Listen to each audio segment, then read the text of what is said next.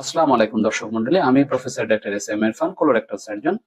আজকে আপনাদের সামনে পাইলস বিষয়ে কিছু কথা বলার জন্য হাজির হয়েছি। আপনারা জানেন আমি গত 30 বছর ধরে সার্জারিতে জনগণকে চিকিৎসা দিচ্ছি এবং গত 10 বছর ধরে ডেডিকেটেডলি শুধুমাত্র কোলোরেক্টাল সার্জারিতে চিকিৎসা দিচ্ছি। বর্তমানে আমি বেসিক্যালি লেজার প্রক্টোলজি অর্থাৎ লেজার সার্জারির মধ্যে আমার ইন্টারেস্ট ফোকাস করেছি, যার ফলে লেজার সার্জারিতে আমি অনেক কিছু উদ্ভাবন করেছি। বর্তমানে আমরা আমাদের চেম্বার শিফট করেছি, আমরা আমাদের নিজস্ব চেম্বার, নতুন চেম্বার। এটি হচ্ছে ডক্টর ইরফান কোলোরেক্টাল সেন্টার।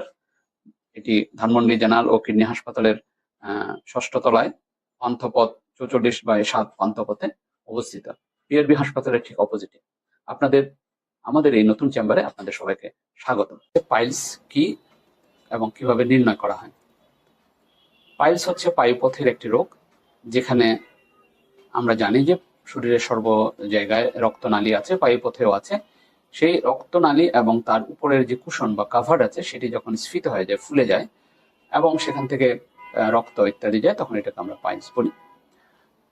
সাধারণত এটা ফুলে যায়, ফুলে ভিতরে থাকে, আমরা ভিতরে থাকে, এটাকে আমরা বলি, এবং সেখান থেকে ব্লাড যেতে পারে, এটাকে আমরা বলি প্রথম পর্যায়ের পাইলস। তারপর এই স্ফীতি বা ফুলোটা টয়লেটের সময় বের হয়ে আসতে পারে, আবার টয়লেটের চাপ চলে গেলে ভিতরে চলে যেতে পারে, এটাকে আমরা বলি দ্বিতীয় পর্যায়ের পাইল অথবা সেকেন্ড ডিগ্রি পাইলস। এরপর এটি ফুলোটা বাইরে থাকে, সহজে টয়লেটের পর যায় না, রোগী নানা প্রক্রিয়া করে হাত দিয়ে ঠেলে অথবা নড়াচড়া করে ভিতরে ঢুকিয়ে দেয়, এটাকে আমরা বলি তৃতীয় পর্যায়ের পাইলস। আর যখন ভিতরে একেবারেই যায় না, সবসময় বাইরে থাকে, এটাকে আমরা বলি চতুর্থ পর্যায়ের পাইলস। এই 4th ডিগ্রি পাইলস অথবা চতুর্থ পর্যায়ের পাইলস সবসময় বাইরে থাকে। এর সাথে রক্ত যেতে পারে, একটু ডিসচার্জ বা একটু রসের মতো যেতে পারে, এখানে চুলকানি, অস্বস্তি এবং বাইরে থাকলে ব্যথা হতে পারে। সাধারণত পাইলসে তেমন একটা ব্যথা হয় না। ব্যথা যদি বেশি হয় তাহলে বুঝতে হবে এটা পাইলস না অন্য কিছু, অথবা পাইলসের জটিলতা। এখন প্রশ্ন হচ্ছে পাইলস কিভাবে হয়?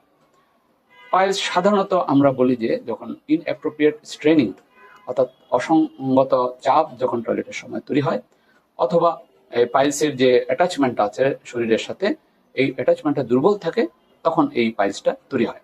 যখন অতিরিক্ত চাপ বা ইনঅ্যাপ্রোপ্রিয়েট, অতিরিক্ত বলবো না, ইনঅ্যাপ্রোপ্রিয়েট অর্থাৎ অসঙ্গত চাপ যখন প্রয়োগ করা হয়, তখন এই পাইলসের বা রক্তনালীর উপর চাপ পড়ার কারণে এখানে ছিঁড়ে গিয়ে রক্ত যায়। এটি কোষ্ঠকাঠিন্য হলে হতে পারে, অথবা ডায়রিয়া হলেও হতে পারে, অথবা কোষ্ঠকাঠিন্য, ডায়রিয়া এছাড়াও যখন টয়লেটটা ঠিকঠাক মতো পরিষ্কার হয় না বিভিন্ন রোগের কারণে, তখনও হতে পারে। তো সুতরাং কোষ্ঠকাঠিন্য হলে যে পাইলস হবে তা নয়, বিভিন্ন কারণেও পাইলস হতে পারে। তাহলে এই পাইলস যখন হয়, রক্ত যায় বা ফুলা বা নানা রকম সমস্যা তৈরি হয়, তখন এর চিকিৎসা প্রয়োজন হয়। এই চিকিৎসাগুলো সম্পর্কে আমরা আপনাদের পরবর্তী ভিডিওতে বলবো। আপনারা আমাদের সাথে থাকবেন, আমাদের ফেসবুক, ইউটিউব চ্যানেল ফলো করবেন, সাবস্ক্রাইব করবেন এবং আমাদের জরুরি চিকিৎসা সংক্রান্ত সমস্ত বিষয় জানতে পারবেন। ধন্যবাদ আপনাদের সবাইকে।